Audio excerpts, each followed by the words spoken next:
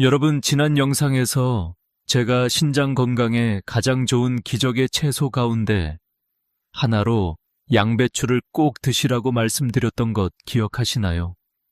많은 분들께서 직접 드셔보셨다며 감사하다는 말씀도 많이 남겨주셨습니다. 그런데 오늘은 그보다 더 충격적인 사실을 하나 말씀드려야겠습니다. 60세 이후 콩팥 건강을 위해 매일 챙겨 드시는 이 기적의 양배추가 어떻게 먹느냐에 따라 오히려 신장을 더 빨리 망가뜨리는 음식이 될 수도 있습니다. 많은 분들이 양배추는 몸에 좋은 채소니까 생으로 먹어도 좋고 양배추즙으로 마셔도 좋고 어떤 방법으로 먹어도 괜찮다고 믿고 계십니다. 하지만 60세 이후에는 상황이 완전히 달라집니다. 젊을 때는 몸에 좋았던 양배추도 신장 기능이 조금씩 떨어지기 시작하는 시기에는 잘못된 방법으로 계속 드시면 남아있는 콩팥 기능까지 더 빠르게 지치게 만들 수 있습니다.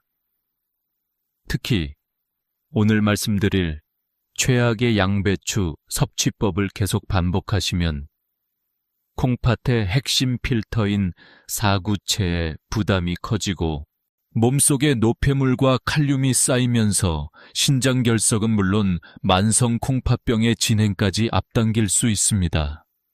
실제로 최근 신장영양학 연구에서는 같은 양배추라도 섭취 방법에 따라 신장을 보호하기도 하고 반대로 신장 기능을 더 어렵게 만들 수도 있다는 사실이 계속 보고되고 있습니다. 조용하지만 치명적으로 콩팥의 필터가 지쳐가는 것입니다. 만약 지금도 양배추는 무조건 많이 먹을수록 좋다고 믿고 매일 드시고 계시거나 주변에 그런 가족이 계시다면 지금 댓글에 숫자 1을 남겨주십시오. 얼마나 많은 분들이 위험한 섭취 습관을 가지고 계신지 알아야 앞으로도 꼭 필요한 신장 건강 정보를 계속 전해드릴 수 있습니다. 오늘 영상을 끝까지 보시면 신장을 망치는 최악의 양배추 섭취법 3가지는 물론이고 콩팥을 가장 편안하게 만들어주는 기적의 양배추 활용법 3가지 그리고 좋은 양배추를 고르고 영양을 오래 지키는 보관법까지 모두 알게 되실 것입니다. 여러분, 먼저 콩팥이 어떤 일을 하는지 아주 쉽게 이해해 보겠습니다. 콩팥은 우리 몸속의 정수기 필터와 같습니다. 우리가 매일 마시는 물을 정수기가 깨끗하게 걸러주듯 콩팥은 하루에도 수백 번씩 혈액을 걸러 몸에 필요한 것은 남기고 필요 없는 노폐물과 과도한 수분, 그리고 남은 칼륨을 소변으로 내보냅니다. 건강한 필터는 아무리 많은 물이 들어와도 깨끗하게 걸러낼 수 있습니다. 하지만 필터가 오래되어 막히기 시작하면 어떻게 될까요? 물이 제대로 빠져나가지 못하고 결국 정수기 전체에 무리가 생깁니다. 콩팥도 마찬가지입니다. 기능이 약해질수록 칼륨을 몸 밖으로 내보내는 능력이 떨어지고 혈액 속에 칼륨이 계속 쌓이면 심장은 물론 온몸이 위험해질 수 있습니다. 그래서 신장이 약한 분들에게는 무엇을 먹느냐보다 칼륨을 얼마나 부담 없이 섭취하느냐가 매우 중요합니다. 바로 여기에서 양배추가 다른 채소와 구별됩니다. 예를 들어 많은 분들이 건강식으로 자주 드시는 시금치는 100g에 약 690mg 정도의 칼륨이 들어 있습니다. 브로콜리도 300mg이 넘고 당근 역시 비슷한 수준입니다.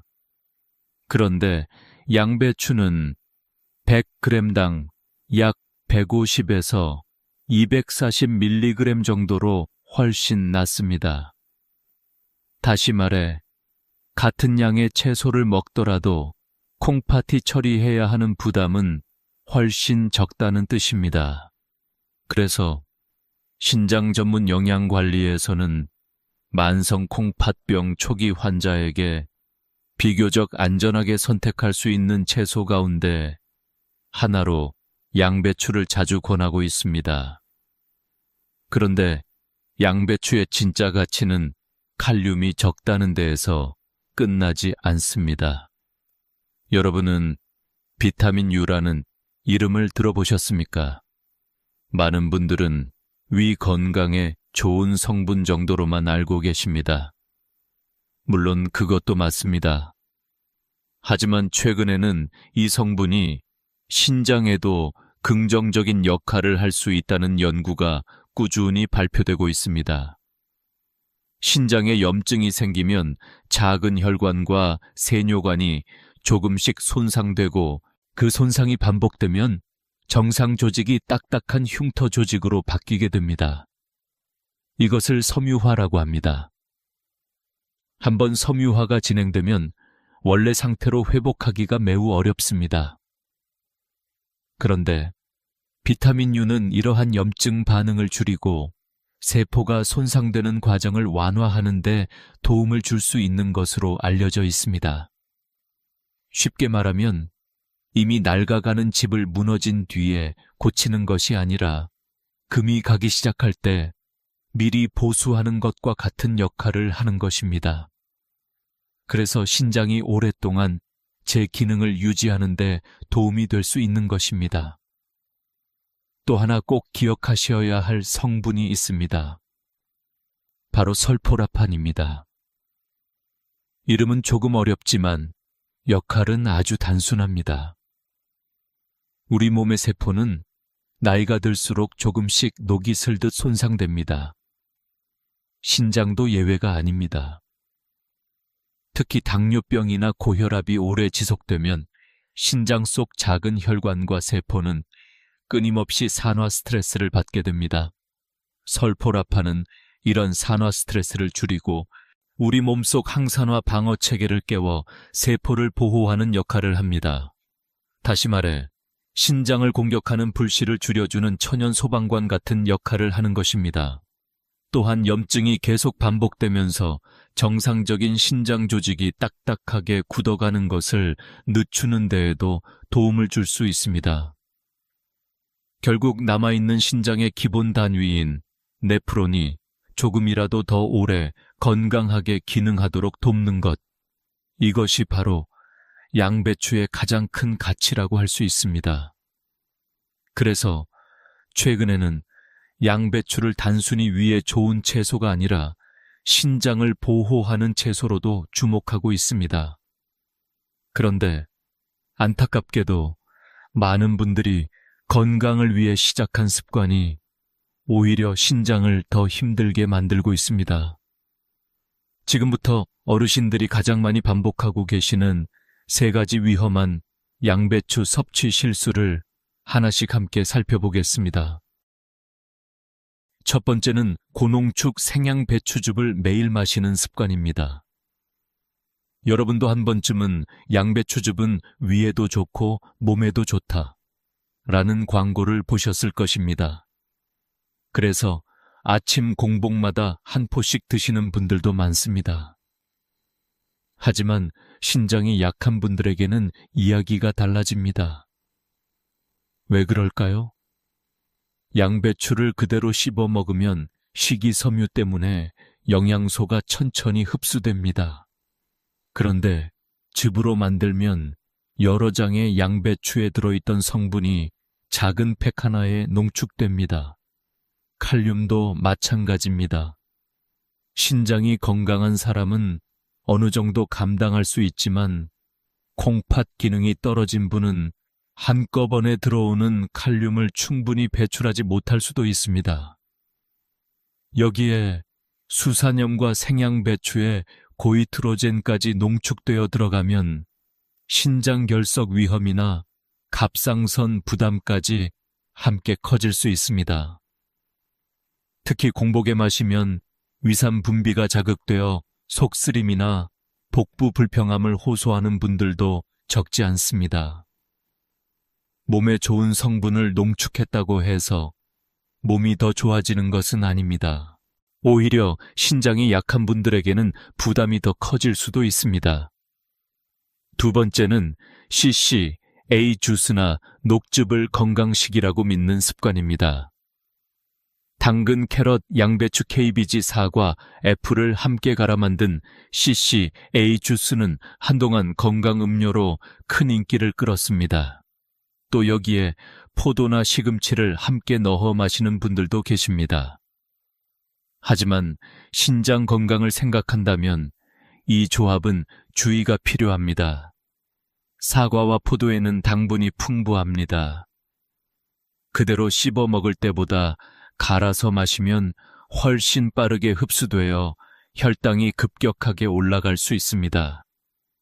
이런 혈당 스파이크가 반복되면 신장의 아주 작은 혈관들이 조금씩 손상됩니다. 여기에 시금치까지 넣으면 칼륨과 수산염 부담도 크게 늘어납니다. 또 생양배추의 식이섬유와 과일의 당분이 장에서 오래 발효되면 가스가 많이 생기고 복부 팽만감이나 속 불편함이 심해질 수도 있습니다. 특히 당뇨와 신장질환을 함께 가지고 계신 어르신이라면 이런 습관은 생각보다 훨씬 큰 부담이 될 수 있습니다. 건강한 재료를 여러 개 넣었다고 해서 반드시 건강한 음식이 되는 것은 아닙니다. 세 번째는 많은 분들이 가장 의외라고 말씀하시는 실수입니다. 바로 저나트륨 소금을 무조건 안심하고 사용하는 것입니다.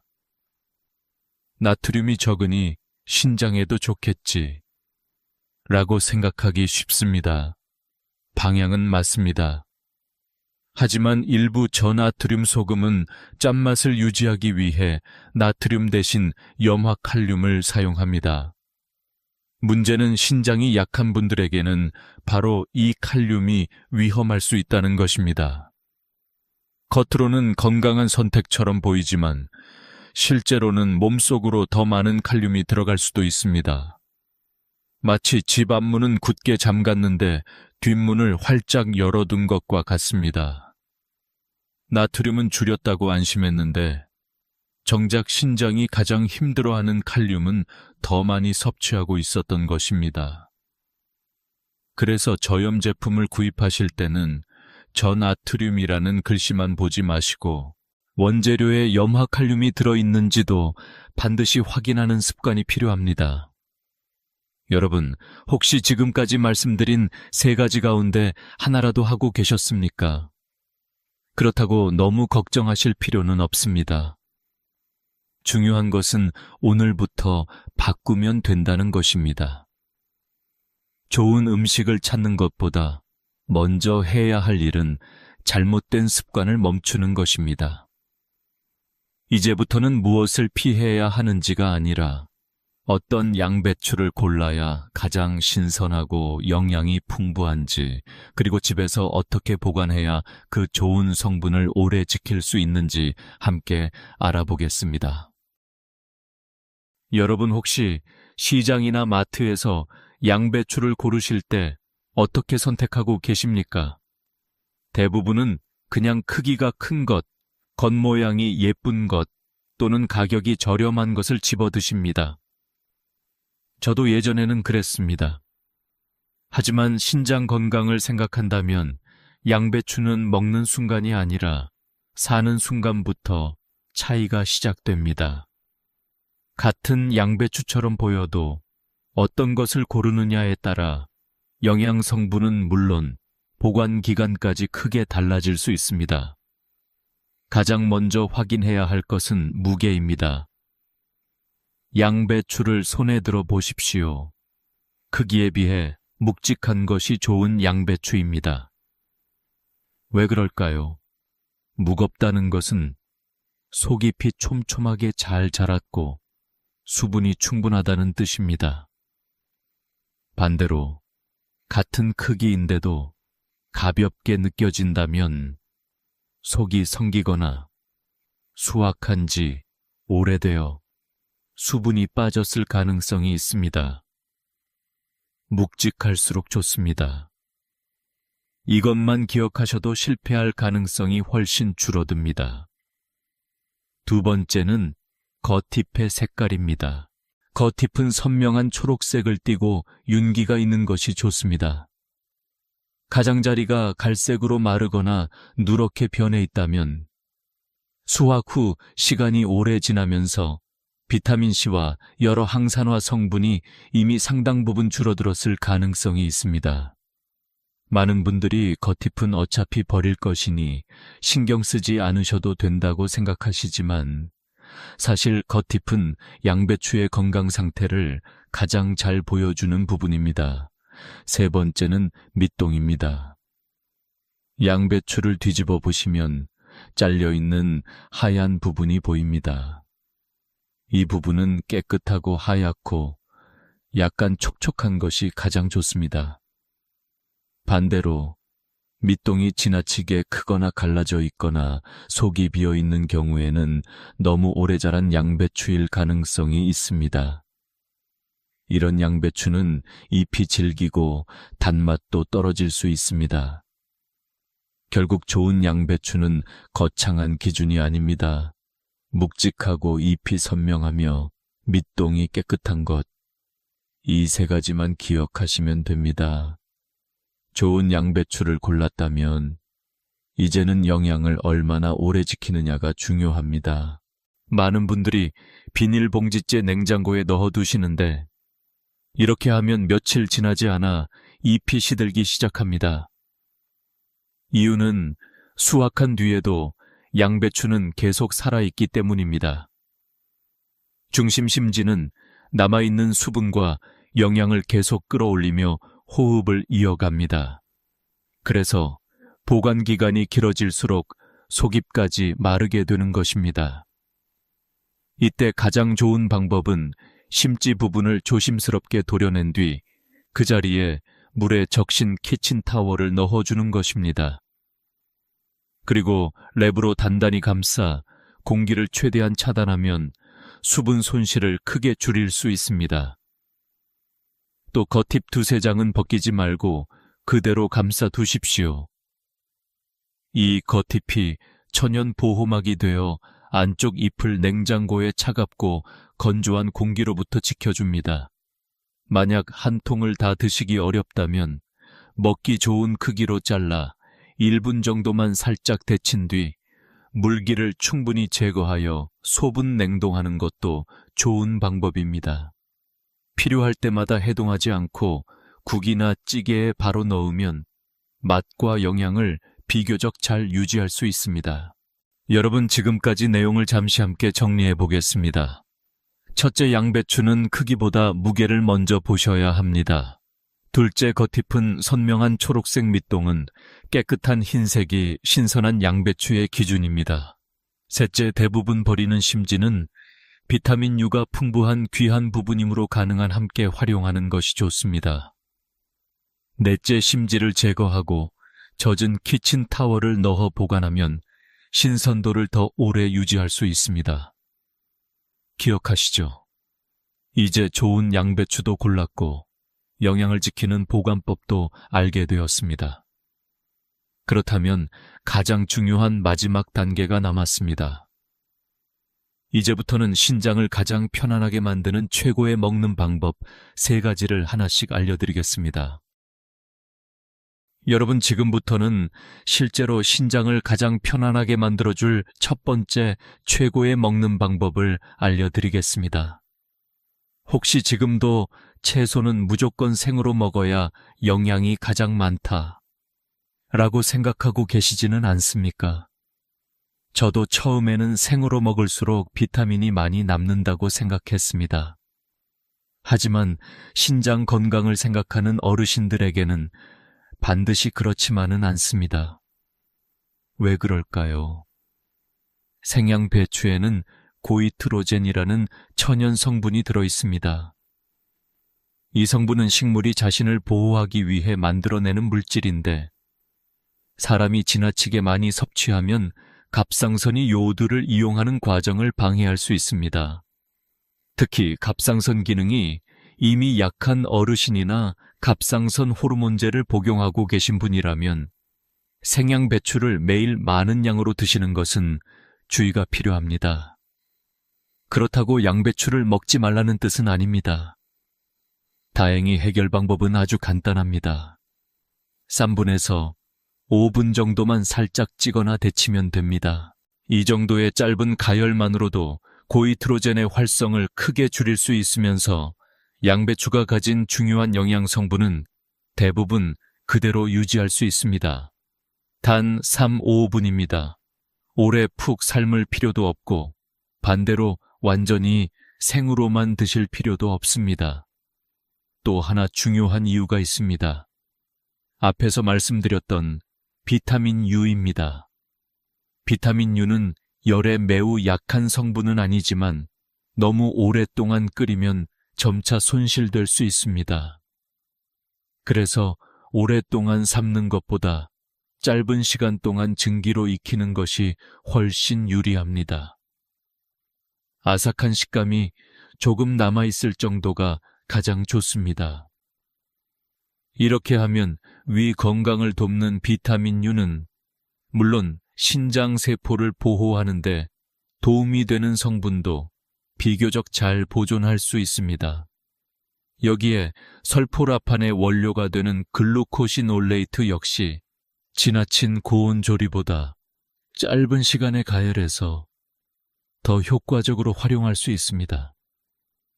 다시 말해, 너무 익혀도 아쉽고 너무 생으로 먹어도 부담이 될 수 있는 것입니다. 가장 좋은 지점은 살짝 찌는 것 바로 여기에 있습니다. 그런데 여기에서 한 가지를 더하면 양배추의 장점을 더욱 살릴 수 있습니다. 바로 저온 압착 들기름입니다. 기름을 넣는데 어떻게 건강에 좋을 수 있을까? 이렇게 생각하시는 분도 계실 것입니다.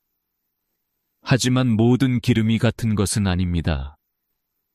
들기름에는 알파리놀렌산, 즉 식물성 오메가3 지방산이 풍부하게 들어 있습니다.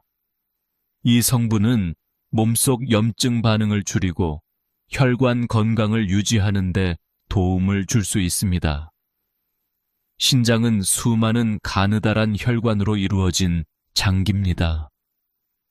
혈관이 건강해야 신장도 건강하게 오래 기능할 수 있습니다. 그래서 들기름은 단순히 고소한 맛을 더하는 양념이 아니라 양배추와 함께 먹었을 때 서로의 장점을 살려주는 좋은 조합이 될 수 있습니다. 또 하나 놓치지 말아야 할 것이 비타민 K입니다. 양배추에는 비타민 K가 풍부하게 들어있는데 이 비타민은 지용성 영양소입니다. 즉, 약간의 좋은 지방과 함께 먹을 때 우리 몸이 훨씬 잘 흡수할 수 있습니다. 마치 마른 스펀지가 물을 더 잘 흡수하려면 적당한 환경이 필요한 것처럼 비타민 K도 들기름 같은 건강한 지방과 함께할 때 이용률이 높아집니다. 비타민 K는 혈관 건강과 뼈 건강에도 중요한 역할을 하기 때문에 신장 건강을 관리하는 어르신들에게도 매우 의미 있는 영양소입니다. 여러분, 오늘 첫 번째 최고의 방법은 결코 어려운 것이 아닙니다. 생으로 많이 먹는 것이 아니라 3-5분만 살짝 찌고 여기에 들기름을 조금 곁들이는 것. 이것이 양배추의 장점은 살리고 신장의 부담은 줄이는 가장 좋은 출발입니다. 기억하시죠?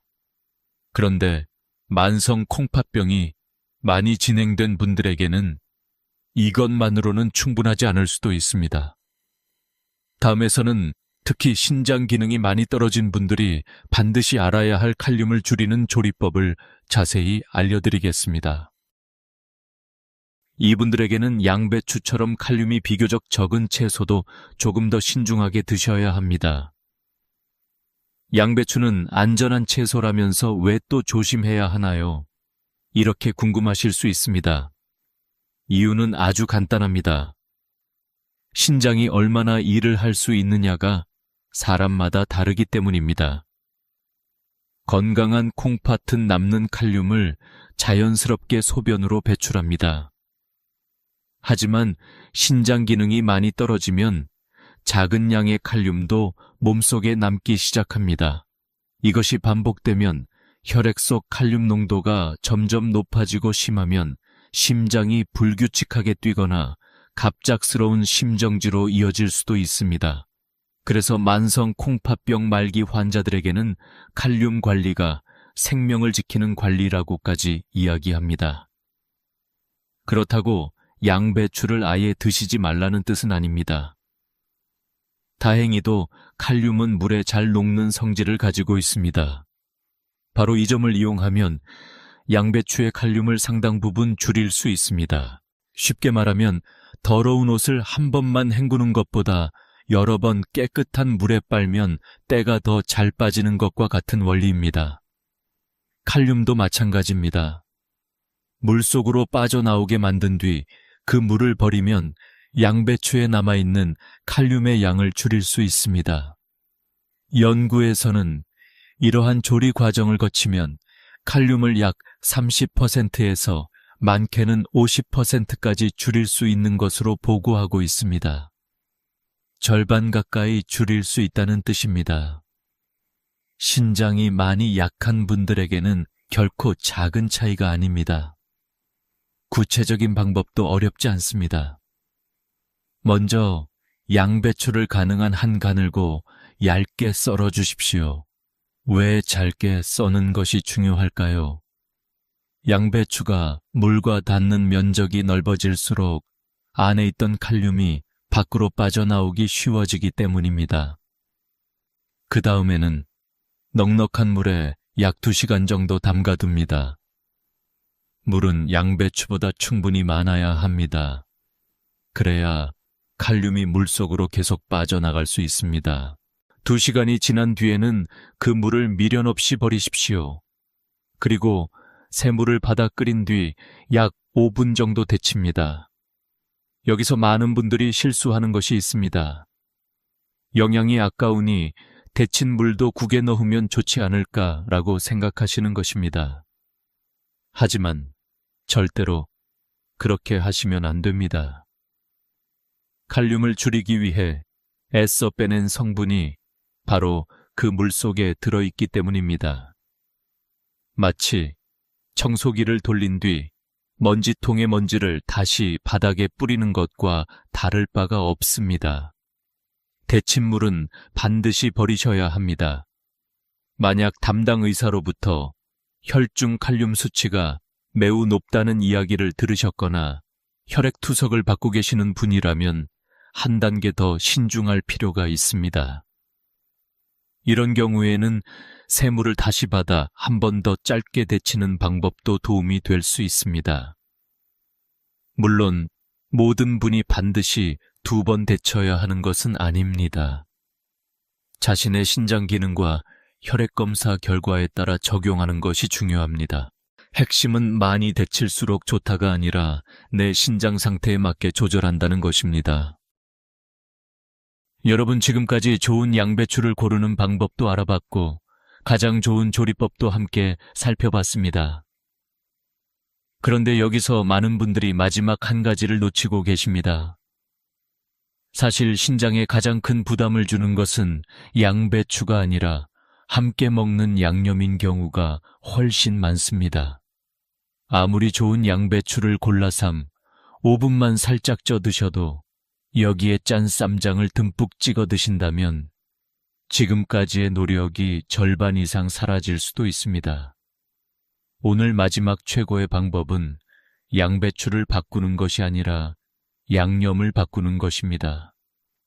우리가 양배추 쌈을 먹을 때는 양배추보다 쌈장을 더 많이 먹는 경우가 많습니다. 조금만 찍어야지 하고 시작하지만 어느새 한 숟갈, 2숟갈 계속 찍게 됩니다. 문제는 된장과 쌈장에는 나트륨이 매우 많이 들어있다는 것입니다. 신장이 건강한 사람은 어느 정도의 나트륨을 배출할 수 있지만 신장 기능이 떨어진 분들은 상황이 다릅니다. 몸속 나트륨이 많아지면 우리 몸은 그 농도를 맞추기 위해 물을 붙잡아두기 시작합니다. 그러면 혈액량이 늘어나고 혈압이 올라갑니다. 결국 가장 먼저 부담을 받는 곳이 바로 신장입니다. 그렇다면 양배추쌈을 포기해야 할까요? 전혀 그렇지 않습니다. 방법은 생각보다 훨씬 간단합니다. 쌈장을 바꾸면 됩니다. 일반 쌈장 대신 두부를 활용한 저염 쌈장을 만들어 보십시오. 만드는 방법도 어렵지 않습니다. 부드러운 두부 반모를 곱게 으깬 뒤 된장은 평소 사용하는 양의 절반 정도만 넣습니다. 여기에 다진 양파와 마늘을 조금 넣고 고춧가루를 약간 더한 뒤 들기름을 한 작은 숟갈 넣어 잘 섞어주면 됩니다. 두부가 들어가면서 짠맛은 훨씬 부드러워지고 같은 양을 먹어도 나트륨 섭취는 크게 줄일 수 있습니다. 무엇보다 된장을 많이 넣지 않아도 두부가 자연스럽게 감칠맛을 채워주기 때문에 생각보다 훨씬 맛있습니다. 실제로 처음에는 심심하다고 느끼셨던 분들도 며칠만 지나면 오히려 기존 쌈장이 너무 짜게 느껴졌다고 말씀하시는 경우가 많습니다. 여기서 한 가지 더 말씀드리고 싶습니다. 많은 분들이 저염 간장, 저나트륨 쌈장이라는 문구만 보고 무조건 안심하십니다.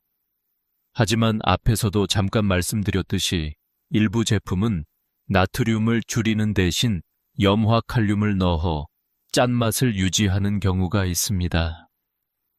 건강한 사람에게는 큰 문제가 아닐 수도 있지만 신장이 많이 약한 분들에게는 오히려 칼륨 부담이 커질 수 있습니다. 그래서 제품을 고르실 때는 앞면의 광고 문구보다 원재료 표시를 먼저 확인하는 습관이 필요합니다. 작은 글씨 하나가 여러분의 신장을 지켜줄 수도 있기 때문입니다. 여러분, 이제 오늘 말씀드린 3가지 최고의 먹는 방법이 모두 완성되었습니다. 하지만 아무리 좋은 방법이라도 모든 사람에게 똑같이 적용되는 것은 아닙니다. 다음에서는 반드시 주의해야 하는 분들, 즉 양배추를 드실 때 조금 더 신중해야 하는 경우에 대해 꼭 알아보겠습니다. 첫 번째는 와파린을 복용하고 계신 분들입니다. 심방세동이나 심장판막 질환 또는 뇌졸중 예방 때문에 와파린을 꾸준히 드시는 어르신들이 많습니다. 이 약은 혈액이 너무 쉽게 굳지 않도록 도와주는 매우 중요한 약입니다. 그런데 양배추에는 비타민 K가 풍부하게 들어 있습니다. 비타민 K는 혈액이 응고되는 과정에 꼭 필요한 영양소이기 때문에 갑자기 양배추를 많이 먹기 시작하면 와파린의 효과가 달라질 수 있습니다. 그렇다고 양배추를 아예 끊으실 필요는 없습니다. 오히려 중요한 것은 매일 비슷한 양을 꾸준히 드시는 것입니다. 평소에는 거의 먹지 않다가 어느 날 건강에 좋다는 말을 듣고 한꺼번에 많이 드시는 것이 가장 좋지 않습니다. 식습관을 크게 바꾸실 계획이라면 담당 의사와 상의하여 혈액 응고 수치를 확인하는 것이 가장 안전합니다. 두 번째는 갑상선 호르몬제를 복용하고 계신 분들입니다. 특히 레보티록신 같은 약을 아침 공복에 복용하시는 분이라면 기억하셔야 합니다. 앞에서도 말씀드렸듯이 생양배추에는 고이트로젠이라는 성분이 들어있어 갑상선이 요오드를 이용하는 과정을 방해할 수 있습니다.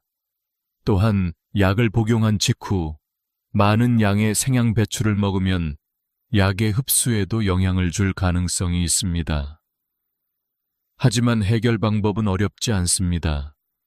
생으로 많이 드시기보다는 살짝 익혀 드시고 갑상선 약은 먼저 복용한 뒤 최소 4시간 정도 간격을 두고 양배추를 드시면 대부분 큰 문제가 없습니다.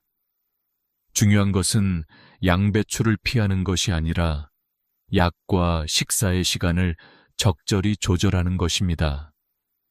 세 번째는 과민성대장 증후군이나 만성 복부 팽만함이 있는 분들입니다. 양배추는 식이섬유가 풍부한 건강한 채소이지만 장이 예민한 분들에게는 오히려 가스가 많이 차고 속이 더부룩해질 수 있습니다. 특히 생양배추를 한꺼번에 많이 드시면 장내 발효가 증가하면서 복통이나 트림이 심해질 수도 있습니다. 이런 분들은 생으로 드시기보다 충분히 익혀서 조금씩 나누어 드시는 것이 훨씬 편안합니다. 음식이 아무리 건강해도 내 몸이 편안하게 받아들이지 못하면 좋은 식사가 될 수 없습니다. 네 번째는 만성 콩팥병사기나 오기인 분들입니다. 앞에서 자세히 설명드렸듯이 이 단계에서는 양배추처럼 비교적 칼륨이 적은 채소도 양과 조리법을 신경 써야 합니다. 잘게 썰어 충분히 담갔다가 데치고 데친 물은 반드시 버리는 방법을 활용하는 것이 좋습니다. 또한 혈액검사에서 칼륨 수치가 자주 높게 나오는 분이라면 담당 의사나 임상영양사의 권장량을 따르는 것이 가장 중요합니다. 좋은 음식도 양을 넘어서면 부담이 될 수 있습니다. 마지막은 혈액투석을 받고 계신 분들입니다. 많은 분들이 양배추는 칼륨이 적으니까 마음껏 먹어도 되겠지 라고 생각하시지만 투석 환자에게는 그런 기준이 적용되지 않습니다.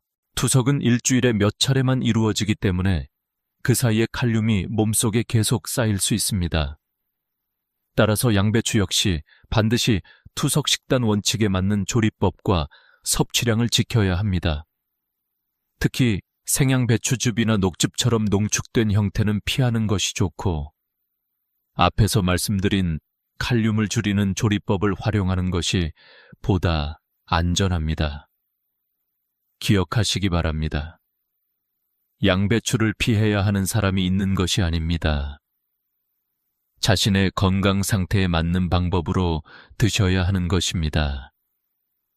이제 마지막으로 오늘 영상의 핵심 내용을 쉽고 간단하게 모두 정리해드리겠습니다. 오늘 단 7가지만 기억하셔도 앞으로 양배추를 훨씬 더 현명하게 드실 수 있습니다.